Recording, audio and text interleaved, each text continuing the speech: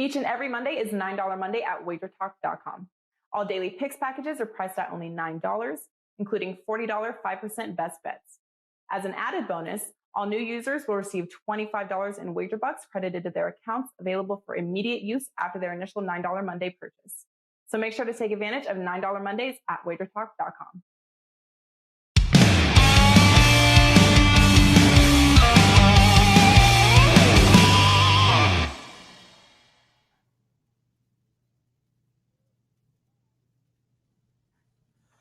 We are live. I'm Lawrence Presman. He's Teddy Covers. Welcome, everybody, to Wager Talk Today, Monday, November 29th. We got a great show ahead. Marco D'Angelo joining us. And, of course, man, right off the bat, Teddy, we're discussing Michigan versus Iowa.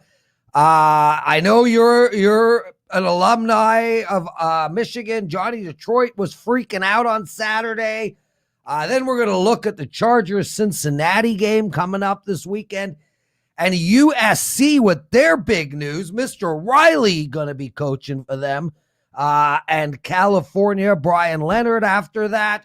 Washington are playing Seattle tonight. Yes, sir. We have a Monday Night Football game.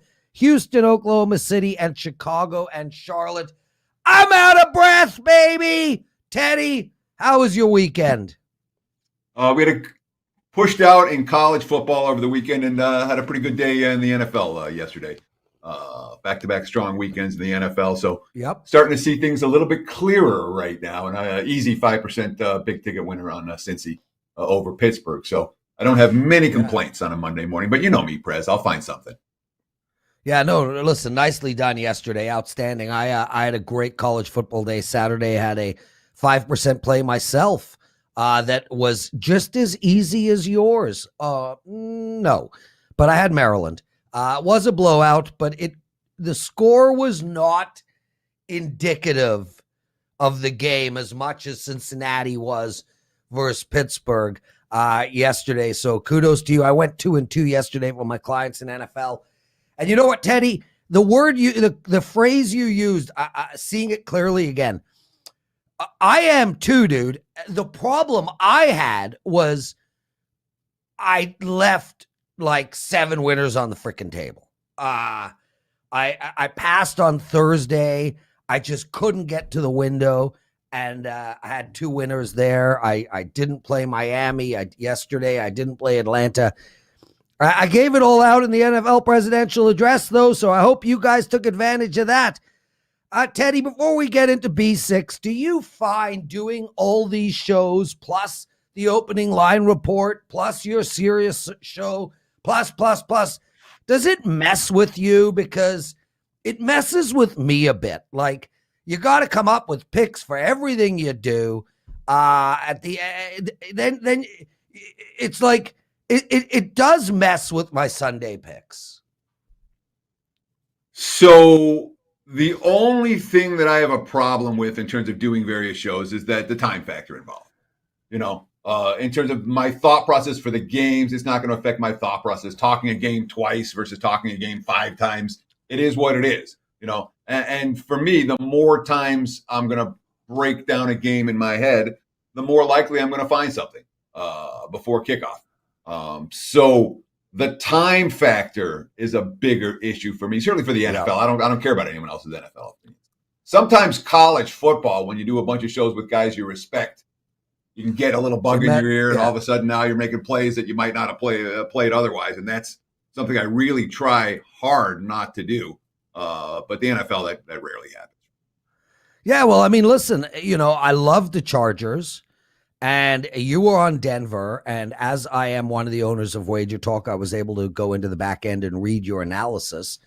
It was so well done, you kept me off of the Chargers. However, about 5 other guys kept me off of Miami and Atlanta and the over in Minnesota. Doing this in a bubble would be much better. Brother, we got a big show. Let's go B6. Take it away. Let's do a little bad beats, bad bets, and bad for the books. There's not too many of these left before the end of football season. We'll start over the weekend. Let's talk a little college football, some bad beats. How about UConn plus 32.5 against Houston? All right. The Cougs are the 32.5 point favorite. The underdog Huskies are the team that covered the spread on the pick six, end up losing 45-17, only lost by 28. And I'll tell you, you can look at 100 of these games. All right. One team's favored by 30 plus over the other. And the team that covers in the pick six isn't the underdog very often. Huskies get the money. That was tough if you had the Cougs. How about the Oregon State total? Bet down from 64.5 to 62. There's 33 points after 3 quarters at dead nuts under. And then there's 34 points in the fourth, including the last meaningless touchdown coming with a minute left. 2 touchdowns the last 3 minutes. Under bettors screwed in that one. Florida State, they're plus 4. They're down 24-7 in the fourth quarter, down 24-14 with under a minute to play. The backdoor TD, they lose by only 3. Gator backers didn't enjoy that. And, of course, Nebraska backers. You've had a heck of a year, Nebraska backers. Outscored 19-0 in the fourth. They lose by 7, -1 at Iowa. In the NFL, some bad beats. Look, if you had Cleveland plus the points last night, you didn't enjoy that very much. +3, +3.5 against the Ravens. And you should have had +3.5 if you had the Browns, to be honest. That 7-second differential between the play clock and the game clock that Marco was so avidly describing to me before we came on air made all the difference, because that means the Browns had to use their timeouts, which means the Ravens had to kick a field goal instead of kneeling out. You were +4 in turnovers with Cleveland. You didn't cover the point spread. That doesn't happen very often. That was a tough beat. There were bettors confused as to why Chargers head coach Brandon Staley went for it. I saw suspicious. I saw all kinds of mysterious 2-point conversion try, down 15 after a touchdown. Just to make this clear, if Staley does it, it's right. When you're down 2 TDs, you go for 2 after the first TD, and then if you score the second TD, you kick the extra point and you can win the game. And that's why they do that. But of course, they missed the 2-point conversion, which killed all the teasers to the over. Then again, if you're teasing totals, you're going to lose inevitably. And of course, the Pats-Titans total closed 43.5, sitting at 42. No one's going to score again, but the Titans go for it on 4th and 14 from their own 21. They fail, equals a 2-play, 21-yard touchdown drive for the Pats to cash the over. That wasn't fun if you had the under in that one. Some bad bets over the weekend. There was a bunch. Look, you had Tennessee getting bet up against Vandy, -30 to -33. They controlled the game, but they only won by 24. Bad bet on the Vols. Louisville took money, -1 to -3. They lost by 31 at home to Kentucky. Louisville, a bad bet. Rutgers, this is a game you were talking about, Prez. Rutgers +1 to -2 against Maryland. The Terps win 40-16 to become bowl eligible. BYU took all the money against USC, -7 to -8.5. They had to rally to win the game straight up. They were up 28-13 at halftime. They trailed by early fourth quarter. The Cougs were a bad bet. Wyoming, -7 to -9 against Hawaii. They lost outright by 24 in Laramie. And, of course, Alabama got bet up, -17 to -21. The total got bet up, 54.5 to 57. 4 overtime still didn't go over. And Bama never sniffed a cover in that range, 24-22 final. Bad bets in the NFL. The wise guys love them some Eagles, man. -3 to -4 against the Giants. They were -4 in turnovers and lost the game straight up. That wasn't a good bet. Lots of Steelers money as dogs against Cincy. That game was over by halftime. Pittsburgh wasn't a good bet. And, of course, lots of Rams money at Green Bay. Matt LaFleur still hasn't lost 2 in a row as the Packers head coach, 38-26 final. Wasn't really that close. The Rams were a bad bet. When it comes to bad for the books, Friday, all Wazoo money against Washington State. They were +3 to -1. They ended up winning by 27 to end a very dismal season for the Washington Huskies. The wise guys were all over Michigan against Ohio State. That was a wire-to-wire winner. There was nothing but Purdue money. Indiana, been a hot bag of flaming shit for months. The market's finally figured it out, -15 to -18. 44-7. Wow. The old open bucket goes to the Boilermakers. Illinois, hey, it wasn't a good weekend for the books in the Big Ten. Illinois -6 to -7.5 against Northwestern. The Wildcats were a dead team walking for months. 47-17 final there. And UTSA had clinched, and they knew it. The markets knew it as well. North Texas +13. They were bet down to +8.5. They won the game by 22. That, not a good result for the house. Turkey Day in the NFL. Well, the books got buried with Bills money. 31-6 against the Saints. That was a bad result for the house. The Pats, -2.5 was a look headline. -5.5 was the opener. Minus 7.5 was the closer against the Titans. They won the game 36-13. That was a bad result for the books. Nobody bet the Jags at pick. Nobody bet the Jags at +1. All Falcons money. Atlanta hung on to win that game 21-14. And last but not least, bad for the books, the 49ers. Minus 2.5 to -4. Wise guys loving some San Fran the last couple of weeks. They win by margin against Minnesota. So there you have it. Some bad beats, some bad bets, some bad for the books. Back to you, El Presidente. So what was that term? A big load of bag of shit? What was it? I believe it was flaming shit. Yes.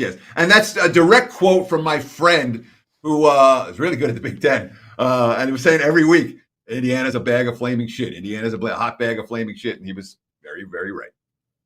They were a bad. So Teddy, I didn't hear anywhere in there the Indianapolis Colts. I don't know if you consider it a bad beat. I mean, I gave them out to my clients at +3. Actually, on Saturday night, I made my bet. I waited and waited and waited. I got a 3.5. Look, 24 points off of turnovers. Indy was in firm control of the game. But the real killer was Tampa Bay wasn't trying to score a touchdown. Yeah. 22 seconds left on the clock. Oh, yeah. They were like, let's just set this up and kick a field goal and we'll call it a day. So I don't know if you consider that a bad beat or not. It's somewhere. Anyway, yesterday we went furniture shopping, Vivian and I walk into the store. Stop right there. On an NFL Sunday where you have. No, it was Saturday. What? We did it Saturday. I'm so sorry. And it was at 10 a.m. So we got back for your Michigan game. We walk into the store. They got like a ton of furniture. And old man comes up to me. He's like, can we help you? And I'm like, yeah. Do you have any BJ chairs? And he's like, what? And then I didn't use the acronym. And I'm like, the chair where it's a really great angle for BJs. You know that chair? You have any of those? Anyway, he wouldn't serve us. So Vivian says to me, is that actually like the term? And I'm like, every guy in the world knows what a BJ chair is. She's like, no chance. So I ask you, Teddy, if I said to you, I need a BJ chair, would you know what I was talking about? Let's bring in Marco D'Angelo. Marco, welcome to the show, my friend. Happy Monday morning. And if you want to give Prez a dissertation on the BJ chairs, knock yourself out, my friend. Otherwise, how are you today? You don't know what, Marco, seriously, do you know what chair that is I'm referring to?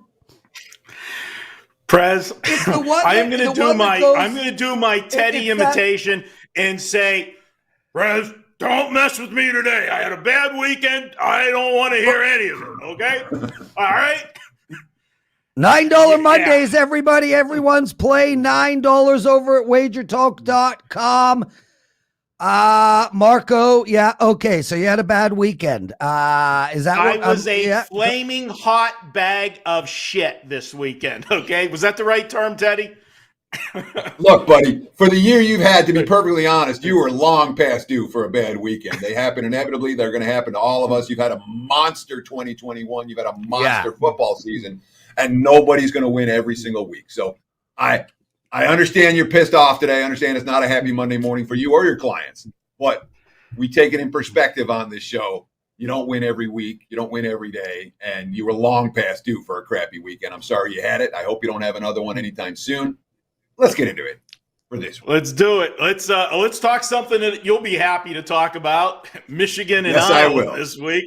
And, guys, this is one. And, Teddy, I mean, you're the perfect guy for me to bounce this off of because I know this is the Big Ten championship game. Okay. And, you've got a national championship on the line because all Michigan has to do is win this game Saturday. They're one of the 4 participants playing in the national playoffs. But if you are Michigan and it has been so long. You know the drought. And you not only got that win, but I mean, from start to finish, it was a complete ass whooping, okay? Michigan owned Ohio State in that game. My concern is, do they show up 100% for this game? These are still 20-year-old kids. The celebration from that win on Saturday and the inflated line that we're dealing with. And I realize that when we talk about the comparisons to this game, offensively, there is no comparison at all. Michigan is light years ahead of Iowa on the offensive side of the football. On the defensive side of the football, Iowa is right there with Michigan. And only one team all year has scored 27 points against them. Everybody else has been held to 24 or less. That one team was Wisconsin, and I think they were +3 in the turnovers in that game, and they still only scored 27 points. Are you concerned about this number with this game? Because for me, this is an automatic. I got to look at the power dog with a good defense getting what I feel was an inflated number. I thought this number should have come out on the south side of 10, not the north side of 10. It might end up being on the south side of 10 when all is said and done. I wouldn't be surprised if we see some Iowa money, because certainly there are many bettors who are going to take your approach to this game, Marco, and I wouldn't talk you out of it. All that being said, my biggest concern about this game, can Iowa score? All right, because the Hawkeyes are down 2 scores. They don't come back and win. They don't come back and cover. This is not a backdoor offense. This is a team that when they fall behind, they're done. And we saw that against Wisconsin. We saw that against Purdue. And we could see that here. So this is my question for you, and there's only one. Can Iowa score? There's no question. And Iowa shouldn't even be here. I mean, you talked about it in the bad beats. Nebraska, once again, gave a game away. If you're a Nebraska fan, and, unfortunately, for me, I've had to do the Nebraska games every single week because I do a radio show in Nebraska, and we break that game down. And I literally feel bad for that organization, if you're a fan of Nebraska this season. And finally, the only good thing is I don't have to talk about Adrian Martinez anymore with Nebraska. But for this game here, I look at the 2 bad games of Iowa, and you mentioned them. They were the Purdue and the Wisconsin game. The Purdue game, that one was to be expected.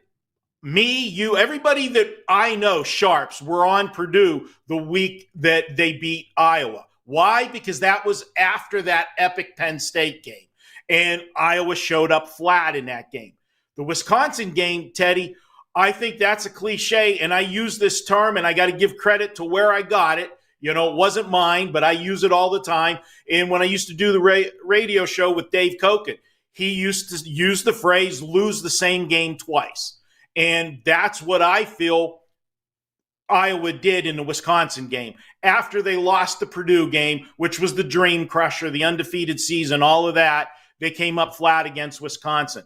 After that, they've done everything that they're supposed to do. They've won the games they're supposed to win. They don't score a lot of points, but they don't give up a lot of points. And if they can just avoid falling behind 14-0 in this game where they got to come out of their comfort zone, I think they can hang with Michigan. I think Michigan comes out flat. Maybe here, my play I sent in to you guys was take Iowa plus the points.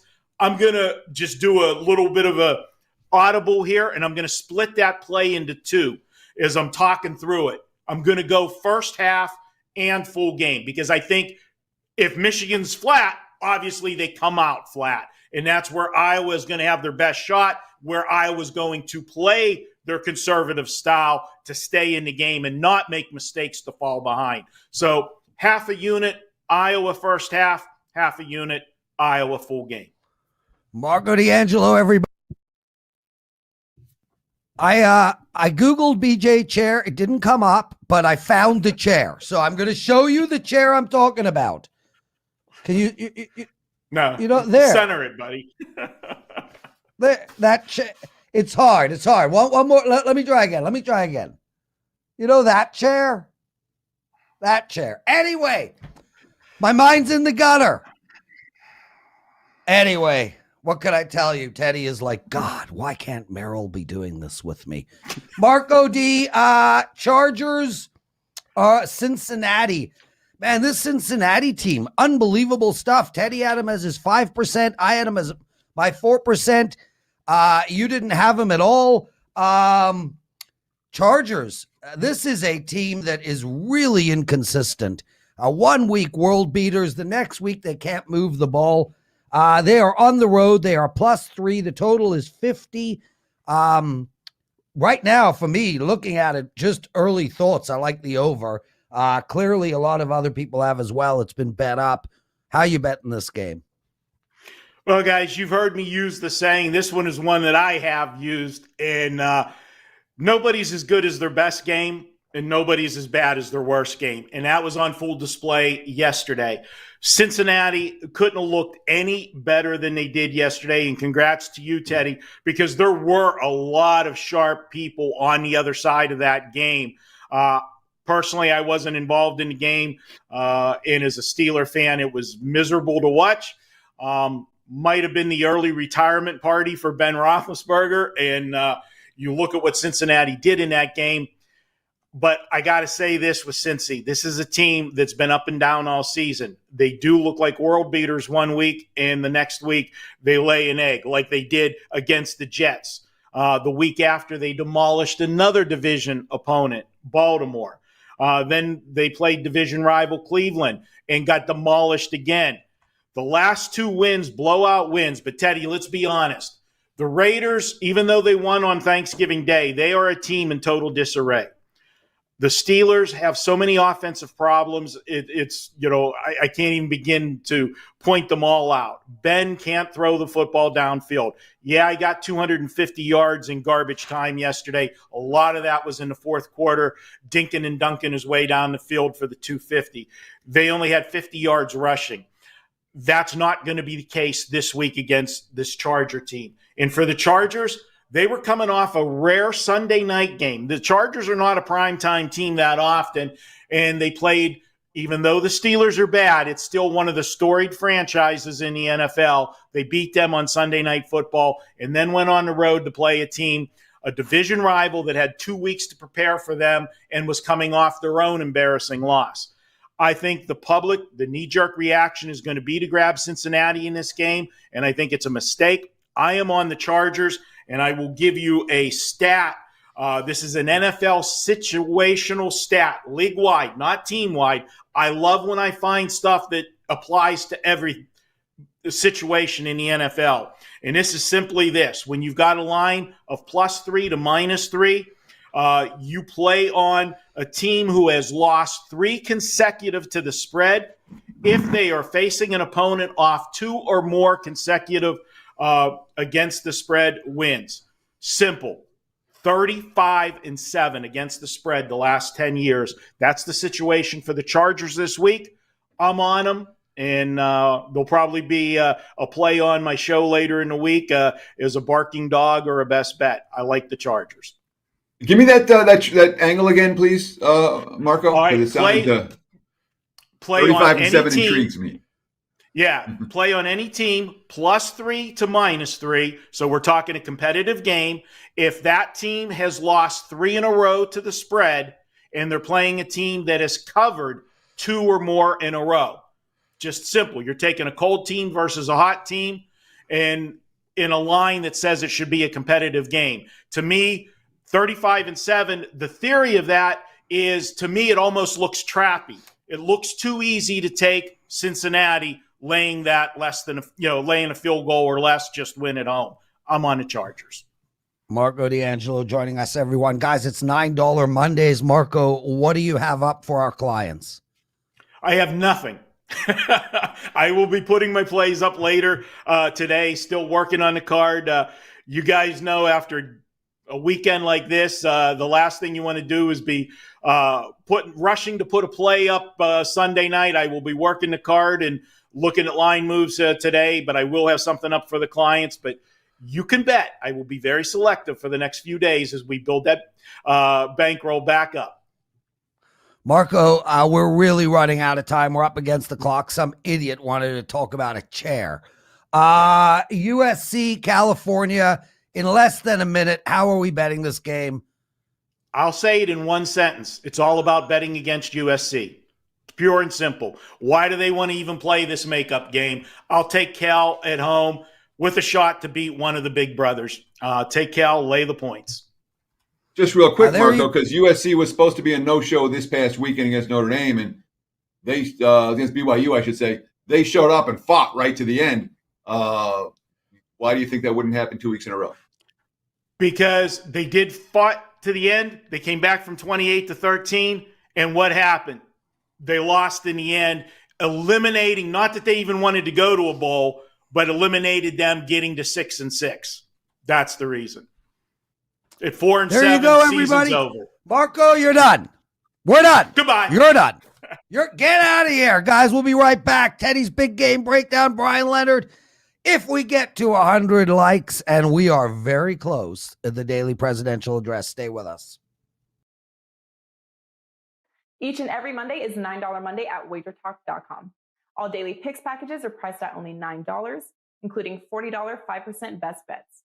As an added bonus, all new users will receive $25 in wager bucks credited to their accounts, available for immediate use after their initial $9 Monday purchase. So make sure to take advantage of $9 Mondays at WagerTalk.com.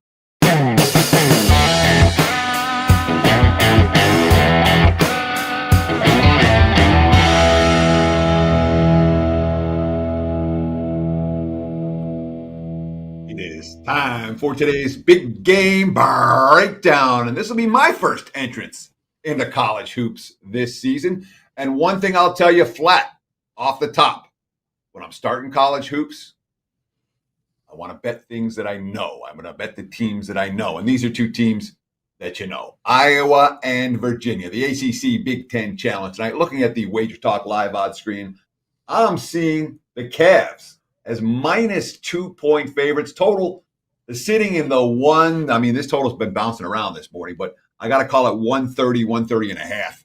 Right now, it was as high as 133 last night. And oh, by the way, Iowa was the favorite last night at many books. So we have seen the money come for Virginia, and we've seen the money come for the under. When you look at these two teams so far, it's real simple. When you look at these two teams in general, Iowa is a team under Fran McCaffrey that wants to push pace. They want to put up points in bunches, and they've been feasting on the week. 6 home games. Their schedule rank is number 355 in the country. They haven't played anybody just yet. Virginia has played at least a couple of teams. They played Providence. They played Houston. So they have been battle tested. They didn't win those games, however. So there's an issue there. But certainly when it comes to pace, we know what the pack line defense for Virginia does. It slows everybody down. Nobody plays at their preferred pace against the Virginia Cavaliers, especially an Iowa team that hasn't faced a defense yet this season, that's been feasting on the week at home. I think there's going to be, I don't know if culture shock is the right word, but the Hawkeyes are going to be in for an interesting first half in this one. And in this total range and this point spread range in particular, I'm interested in first half as much as full game, if not more so, when I'm thinking about playing an under. Why? Well, if you have a competitive game, the last minute and a half can be a foul fest. And all of a sudden you get 20-something points and your under is dead. When you're playing first half, that never happens. And when you're playing first half for a team that hasn't faced anyone defensively this year. Again, Virginia is as slow as molasses on both ends. All right. And all the quotes from McCaffrey are ball movement, intelligent passing. We're going to have to be really good with activity. Nothing about taking shots early in the clock.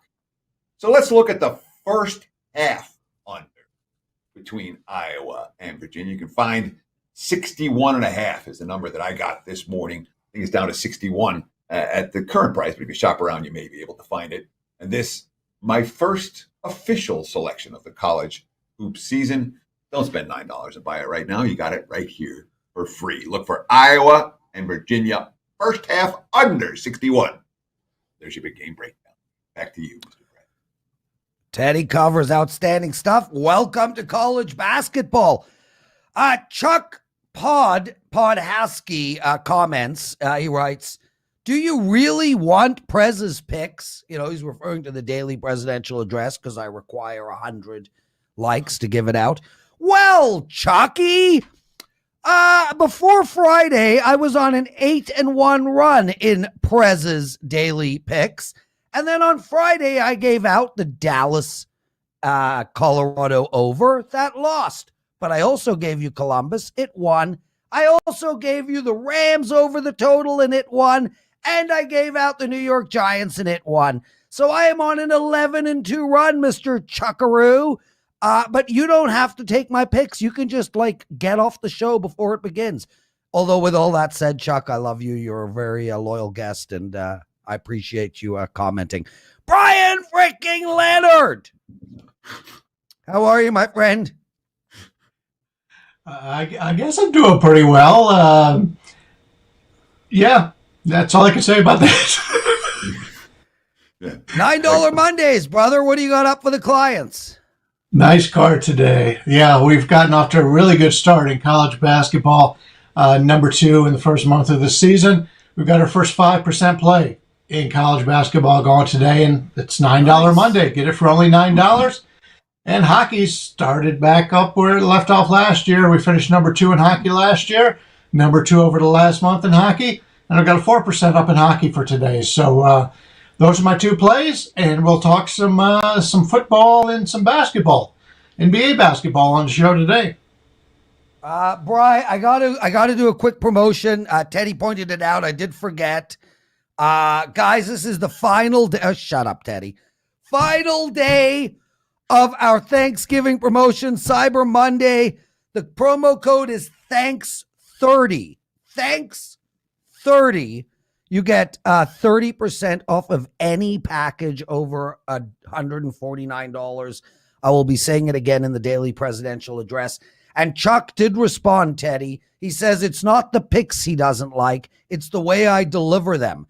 Who knew that not only do you have to win, but you have to win in a poetic, eloquent way that pleases the hearing of the person listening to you. I never factored that in, bro. Honest to God, I always thought if you went on an 11-2 run, people would be happy. Stupid Prez. Bri. Stupid Prez? I do agree with that last comment. I feel like Teller right now. All I'm doing is nodding my head and trying to make I'm the guy that can't talk. Bryan, Monday Night Football tonight. We're 30 minutes into the show. We haven't talked about it yet. It's long past time. So we have Seattle and Washington. I'm seeing the money coming a little bit for the Seahawks this morning. Seattle -1 at many books. Although you can still find Washington -1 as well. Total sitting in the 47 range for this evening. What are we going to do tonight between the Seahawks and the Washington football team? Yeah, this was a team in Seattle that came into the season. Obviously, it was supposed to be one of the teams fighting it out in that division, but they have not played well. And as the season goes on and you find a team that are expecting to go to the playoffs and they're just not playing well, that's a team I'm looking to fade, and that's what I'm looking to do tonight as I'm looking to play Washington. You know, the Seattle offensive line's hurting right now. They're down 2 starters on that offensive line. They're thin at running back. One of the backup running backs is out for tonight. Wilson, since he's come back from his finger injury, is yet to throw a touchdown pass. Now, granted, he's got an extra week to prepare here, another week to prepare, so hopefully he'll be a little bit better. But that is a concern. And another concern is when Wilson started this year for Seattle, they're 2-5. They just have not had the same team this year. Wilson hasn't been as good, obviously. The injury obviously hurts, but the Seattle team's been a disappointment.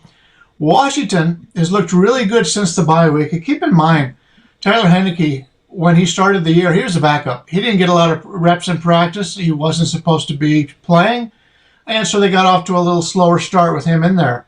But that coming out of that bye gives them a chance to get rested a little bit and give him more time to get ready for this game and for the rest of the games, the rest of the season. And it's come out that Washington has played a lot better the last 2 weeks.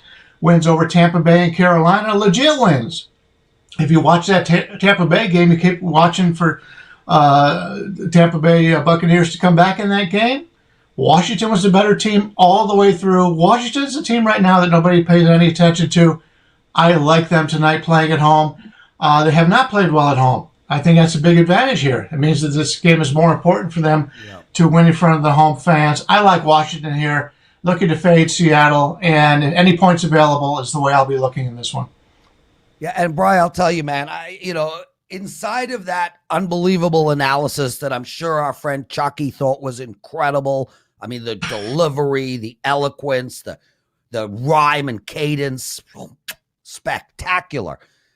Inside of that was a nugget. And I want to talk about it real quick because I think it's relevant to all sports, but especially a sport that only has 17 games.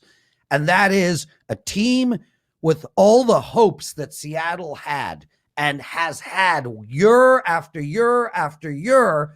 Now they find themselves pretty much done. And it's got to be hard to find motivation in that regard, whereas a team like Washington came in with no expectations and are really just trying to find the culture and improving. Oh, Teddy. They won the division last year. They were expected to be a playoff team. They were aligned as a playoff team. The dog that came in with no expectations. That's incorrect. Yeah. I had no, okay, fine. A small amount. I love that point, Bri. I think that's such a great point. Teddy, you have a follow-up for Bri? I'll hand it to you, and you can shake your head and roll your eyes and, snot all over your upper lip, whatever the hell you want to do. So I'm with you in that I will only take Washington in this game. I want no part of the Seahawks down the stretch of this season. I want no part of them tonight, despite Russell Wilson's remarkable track record in primetime affairs. My question for you, Brian, is about the total. Any thoughts? I know lots of people like to bet the total in as well as the side or instead of the side or anything. And I don't have a strong feel. I mean, I guess I lean under because the Seahawks are only playing unders. It's not a dynamic offense necessarily, but it's not anything I'm strong with. You have any take on the total for this one? I would. It's obviously going to play for me, but I would lean towards the over. I would lean towards the over a little bit because you would think you'd get a little bit better effort with an extra week coming back from the injury. So, in the Washington defense, even though they've played well lately, they're still giving up the same amount of yards per play as they did earlier this season. So, slight lean to the over, but not going to get involved in that regard. Yeah, and Brian, I think you got to add the fact that this is week 3 now for Russell Wilson coming back after that finger injury. I'm really surprised he didn't take his sock off his hand and show us the finger that was injured, so that he could have a built-in excuse or pretend to be a warrior, like dick face Aaron Rodgers. But anyway, I love where we're going, so let's keep there. Houston, Oklahoma City. Houston a favorite. That doesn't happen very often. How are we betting this game? Yeah, we go from the Monday Night Football game that just about everybody out there that watches wants to have a bet on, to the Oklahoma City and Houston Rockets NBA game that nobody even cares about. I like these situations when you get two bad teams playing each other. The home team has dominated the first 2 meetings, 124-91, 101-89. This is the first of a home-to-home situation. These two teams will play each other again in a couple of days. The Rockets just beat Chicago and Charlotte. This is a team in the Rockets, say what you want about their record. I like a lot of these young players on this Rockets team, and they're coming off a solid win over Chicago and also beat Charlotte. So they're 2 straight wins. It's the first time all season, I believe, they won back-to-back games. They faced Oklahoma City twice, as I just mentioned. Then they follow that up playing Orlando and New Orleans. We could get this Houston Rockets team on a really strong week here based on the opposition that they're playing. The Thunder ranked 30th in attacking the rim, 30th in shot selection attacking the rim. They don't get to the rim. The Houston Rockets are 2nd in attacking the rim offensively and also defensively. So they don't let the opposition get to the rim, and you've got a Thunder team who doesn't attack the rim. I would much rather have a team that goes to the bucket if I'm looking to play on a bad team. And Oklahoma City, the only way they're going to compete in this game is their outside shooting. And they've got to have a really good game from the outside shooting standpoint. I don't think they have it. Oklahoma City's a team I want to back when they're a sizable underdog, because they come out and they play strong as a big underdog, and they've been very, very good in that role this season. In a game in which we're looking to get somebody as a pick'em, I would much rather have the team playing at home. Oklahoma City can cover on the road. They don't win on the road. Give me Houston minus a small number here. Well, Houston doesn't win at all. They were 1-16 prior to their current 2-game winning streak. And let me ask you this. With a team like the Rockets, when they win 2 in a row, is that a buy sign, a bet on? Are they going to win more? Or is it sometimes I really worry about the bad teams off a couple of wins because they tend to lose their focus? And I put up a free play, and I bet the other side of this game. So you can have that thought process in your analysis on the replay. I worry about Houston off back-to-back wins, off a big overtime win. They're not the type of team that is going to put the pedal to the metal for a week or two in a row, in my opinion. What's your take? I prefer to bet on bad teams that they're starting showing some life in hockey. Arizona, Chicago are two teams that I've been making money on in hockey. Just they started winning some games, and now they're playing better. And it takes a long time for the lines maker and the betting pub to catch up on that. Houston's a team that I think has the better talent. They're playing at home, and they're off a couple of confidence-building wins. So it'll be interesting how this works out. Good luck to you. I think I've got the winning side, but we'll see. Side bet alert. We need to get like an image. We need to get side bets in this show. Brian, more nuggets from you, man. Awesome stuff. Marco should watch this segment and learn. Chicago Bulls minus 5.5 over Charlotte. I was on Chicago on Saturday night, plus 1.5. They're dead to me until I bet them again and they win. But where are we going here, bro? Yeah, the Hornets are 13-9 on the season, but they rank 24th in adjusted shot quality. They're being graded on their record, not by their underlying stats. And I like to look at the stats, the shot quality stats. A lot of stats for basically everything I'm looking at is to look at some regression analysis. And to me, this is the most overrated team in the league. Charlotte's numbers just do not show them to be a quality basketball team, and they're 13-9 on the season. So that's the reason to fade the Hornets. Chicago's dropped 2 straight home games, and they visit the Knicks and the Nets the last 2 games after playing this one. So if they don't win this game, they could actually lose 5 straight games here. It's a situation for me that I'm looking to play the Bulls. The Bulls rank 10th in the league in adjusted shot quality, 6th defensively. Their underlying numbers are so much better in Charlotte, and you're getting this as a cheap number here. I'm looking to fade Charlotte. I think this is a game that the Bulls come out to play hard, and they need this game with trips to New York and Brooklyn coming up next. Chicago's the better team, much better team in my regard, and I think this line's a little bit short. I'll lay it with the Bulls. Bryan Leonard, everyone.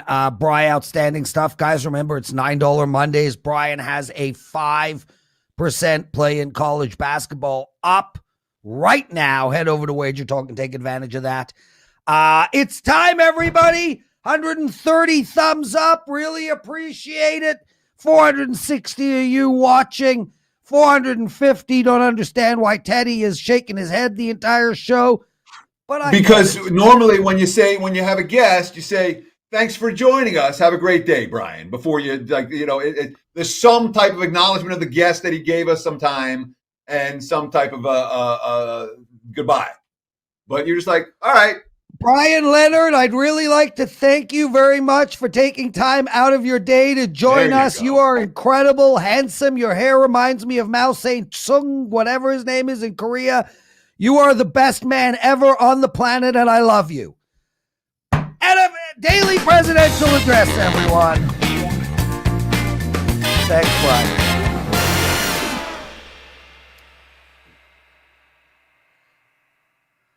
What an incredible show today. You heard about chairs. Teddy gave me lessons. Brian came on. Marco came on. We talked Michigan, Iowa. We talked Monday Night Football. We explained why Houston would win the Rockets, and then Teddy pissed on that. It was just awesome. What a show. Glad to be back from my trip. $9 Mondays. Everybody make sure to take advantage of that over at WagerTalk. I myself have one NBA play and 2 college basketball plays, and I'm also in action on Monday Night Football. You can get 4 plays, each of them $9. Head over to WagerTalk.com. A lot of pressure on me. I am on an 11-2 run in the daily presidential address picks. I've already had somebody, Chuck, complain about my delivery, so I will try to do a different delivery. Ladies and gentlemen, my picks for today. I like the Calgary Flames. They are minus around 145, but they are playing the Pittsburgh Penguins, who are on a long road trip, and really they had a loss a few nights ago against Montreal. I think we're going to see a regression since Sydney came back and they won the 5 in a row. So please take Calgary. Also, the Buffalo Sabres. They are a plus money tonight against Seattle Kraken, who had an outstanding win against the Florida Panthers a few days ago. We're going to go with Buffalo plus the points. I also like Vancouver and Montreal over the total of 5.5. I think we're going to get a lot of goal scoring in that game, so please take that over. And lastly, I like Winnipeg minus 1.5, minus 125. It's going to be a 5-1 game blowout against Arizona.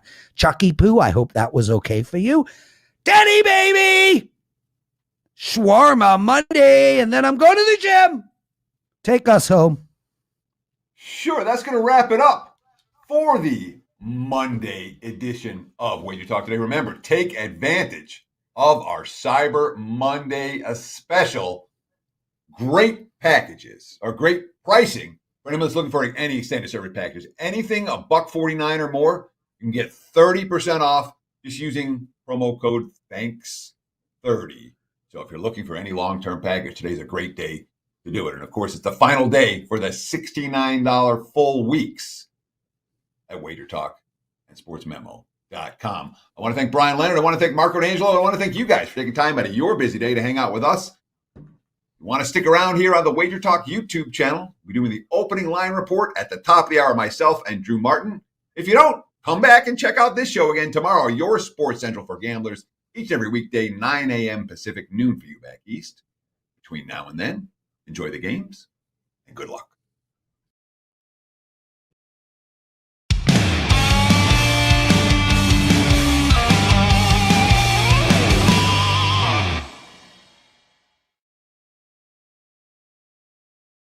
Each and every Monday is $9 Monday at WagerTalk.com. All daily picks packages are priced at only $9, including $40 5% best bets.